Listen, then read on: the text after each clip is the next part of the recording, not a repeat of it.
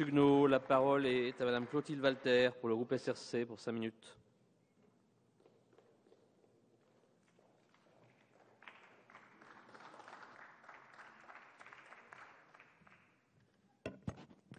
Monsieur le Président, Monsieur le Ministre, mes chers collègues, malgré un contexte budgétaire extrêmement contraint, le budget 2013 permet de préserver les missions stratégiques du ministère en faveur d'une agriculture compétitive, de qualité, dans le respect de l'environnement, tout en participant pleinement au redressement nécessaire des comptes publics.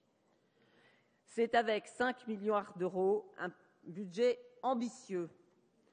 Je me félicite tout particulièrement que le ministre de l'Agriculture, de l'Agroalimentaire et de la Forêt ait veillé à ce que ce budget préserve les capacités de financement en matière d'enseignement agricole, de politique sanitaire et alimentaire, de compétitivité du secteur agricole et agroalimentaire et de politique forestière.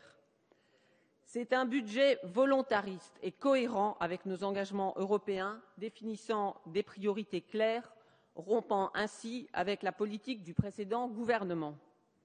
Je souhaite insister ici sur la politique forestière et la filière bois.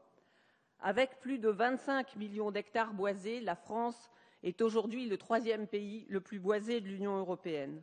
Couvrant près du tiers du territoire national, les forêts publiques et privées constituent un atout considérable pour notre pays.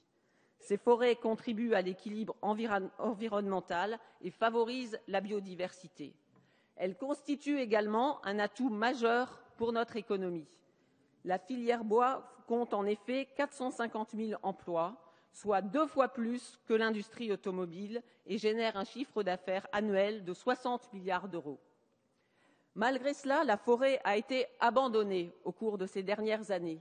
Et il faut noter que sur les 72 milliards d'euros de déficit commercial, 6 milliards sont imputables à cette filière. Il faut savoir que notre bois est travaillé à l'étranger et que nous importons les meubles fabriqués avec le bois que nous produisons sur notre sol. Il faut que cette situation absurde cesse. C'est pourquoi le gouvernement veut définir une stratégie pour notre filière bois, s'agissant à la fois de la production, avec un effort de replantation et le renouvellement des forêts, de la transformation, qui suppose un plan d'investissement d'envergure pour industrialiser la filière, et d'une meilleure organisation de la filière bois-énergie. Ce sera l'objet de nos débats de 2013 avec la future loi d'avenir dont je me félicite.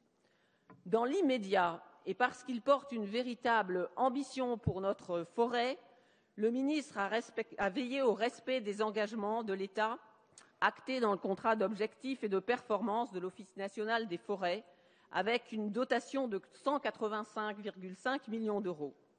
Le financement du plan Chablis-Clos a également été renforcé, avec une dotation complémentaire de 12 millions d'euros par an, soit sur 5 ans, 60 millions d'euros. Ce n'est pas rien.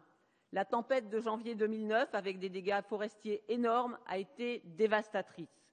À peine remise de la tempête de 1999, la forêt des Landes est alors détruite à plus de 60%, et ce sont près de 45 millions de mètres cubes de bois qui sont abattus contre 32 pour les tempêtes de 1999.